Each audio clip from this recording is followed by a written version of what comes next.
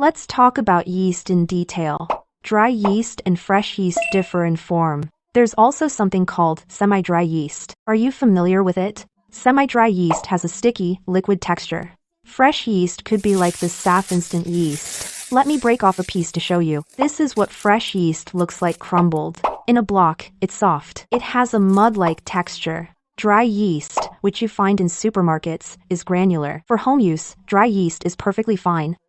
But pay close attention to the amount. The recipe amount is for fresh yeast.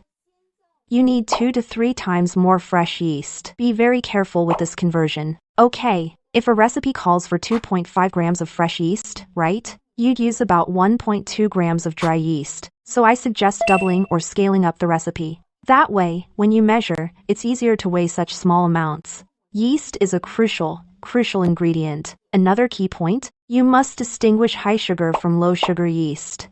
For homemade sweetbreads, you must use high sugar tolerant yeast. How do you tell? Take a look at your recipe. Check the yeast amount. If yeast is over 8% of the bread flour weight, use high sugar tolerant yeast. If you're making a no sugar or low sugar bread, like a recipe with little to no sugar, such as some European style breads, for example, in Pony's recipes, if it says no, low sugar and oil, you need low sugar tolerant yeast. That's low sugar yeast. This is important to note. For different breads, regardless of yeast form, distinguish between high and low sugar tolerance.